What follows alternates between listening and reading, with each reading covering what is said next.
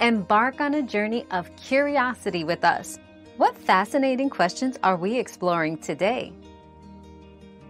Yes, you can access Windows Recovery Environment, WinRE, from BIOS, but not directly.